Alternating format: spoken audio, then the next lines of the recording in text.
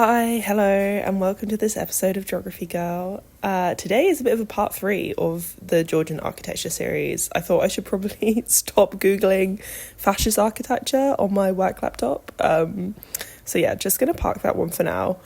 But in previous episodes, I covered how the Prince's favourite architect, John Nash, built some of London's most iconic landmarks, such as Regent Street, Regent's Park, and Buckingham Palace. And I also covered the tussle between Greek and Gothic architecture in Georgian England, and tell the story behind how the Houses of Parliament got its towering heights. And in researching these episodes, I came across the story of Newtown, which is in the heart of Edinburgh. With its broad avenues lined with Georgian townhouses, this area is just brimming with charm and delight. But it's not just a truly gorgeous setting, it is a marvel of urban planning and a product of the 18th century Enlightenment revolution in Scotland. Its clarity in structure contrasts with the medieval Old Town, and this juxtaposition has earned both areas UNESCO World Heritage Site status in 1995. Edinburgh in 1751 was quite a different place. Hidden Scotland tells us Edinburgh was a cesspit of filth, disease and crime, with tens of thousands of citizens squeezed into cramped living conditions within the city walls of the medieval Old Town. What is now a rather romantic warren of cobbled lanes and shops and pubs, 18th century Edinburgh was prone to fire, disease-ridden and violent crime. In 1751, a 6-storey tenement in Edinburgh's city centre collapsed without warning. But in this case, the building was not a slum. It stood on the city's grandest streets, and its fatalities were some of Scotland's most prestigious families. Surveys found many other buildings in a similar condition. They were pulled down, and the city needed to be comprehensively rebuilt and rethought. What happened next would have profound consequences, not just for the city of Edinburgh, but for our very conception of what a city should be. In this period, towns across Europe were seeing rapid expansion through trade, business and empire, but it was do or die for the city of Edinburgh. Whilst unified with the English and the monarchy by law, it was very much left to its own devices. The city's fathers decided it was time to deal with the overcrowding in the old town and build a new town. The age of enlightenment had arrived in Edinburgh, and the outdated city fabric did not suit the professional and merchant classes who lived there. The new town was developed in successive stages. Slowly, the more affluent and upper classes left the old town and moved into the new grand Georgian homes on the wide roads, leaving the poor and working classes in squalid and cramped conditions. The design of Edinburgh's new town by James Craig in 1768 was deeply influenced by the intellectual and cultural currents of the Scottish Enlightenment, a period marked by an outpouring of ideas and innovations in philosophy, science, economics, and the arts. The design was a clear, rational grid, which was revolutionary at the time. The main streets were George Street, Princes Street, and Queen Street, running parallel to each other, and connected by perpendicular streets like Castle Street, Frederick Street, and Hanover Street.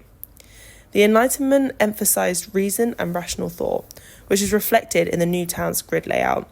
The orderly streets and uniform architectural styles symbolised the Enlightenment values of logic, structure, and clarity.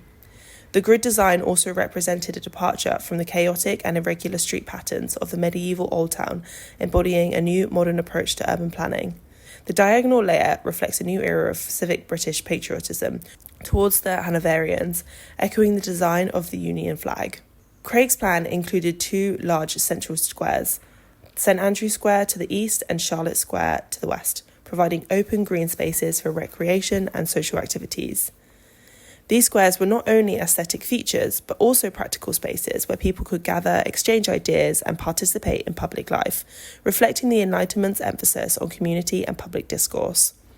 St Andrew Square was initially designed to be the focal point of the new town, with the original plan envisaging a church at its centre.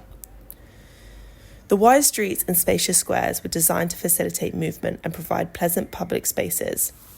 This was in stark contrast to the narrow, winding streets of the Old Town, which were dark and overcrowded. The buildings were designed with uniform neoclassical style, featuring symmetry and grandeur. This consistently helped to create a cohesive and elegant aesthetic throughout the new town. Neoclassicism was seen as the physical manifestation of Enlightenment ideals, conveying a sense of order, beauty, and intellectual rigour. The new town was designed to accommodate both residential and commercial needs. The ground floors of many buildings were intended for shops and businesses, with residences above. This mixed approach helped create a vibrant and functional urban environment. The new town was designed to attract affluent residents and boost Edinburgh's economic status. This focus on improvement and progress was the hallmark of Enlightenment, which sought to apply rational thought through social and economic problems. Enlightenment thinkers valued human experience and the arts. The new town's emphasis on aesthetics, from its wide, well-lit streets to its elegant buildings, was intended to create an environment that nurtured both mind and the spirit. The design aimed to enhance the quality of life for its inhabitants, aligning with humanist ideals of Enlightenment. The chosen street names give us some clues about the relationship between the monarchy and Edinburgh, with the monarchy keen to enforce its imperial power through some choices about the street names in the area. The main street was to be named after George III, with Queen Street in the north. Connecting these streets were Thistle Street, which was the national emblem of Scotland, and Rose Street, which is England's national emblems, with St Andrew's and St George's Square at either side. However, King George had some reservations.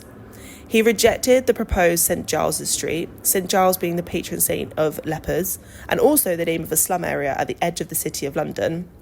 This was renamed Prince's Street after his eldest son, the Prince of Wales.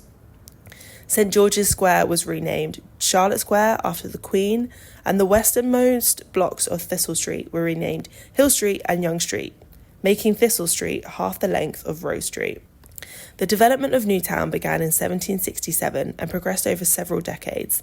The initial phase was largely completed by the 19th century, with subsequent expansions and additions.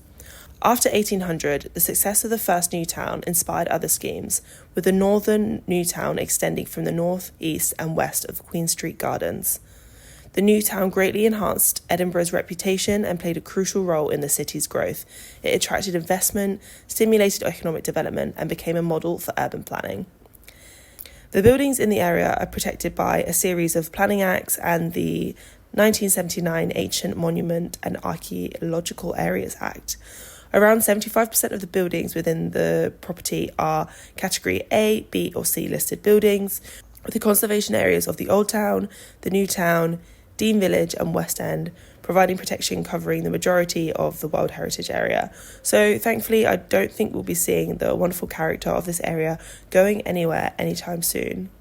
So thanks for tuning in today. I really enjoyed roaming the streets of Enlightenment period Edinburgh with you. Historical geography is one of my all-time favourite topics, so I hope you enjoyed today's episode, and I will see you next time.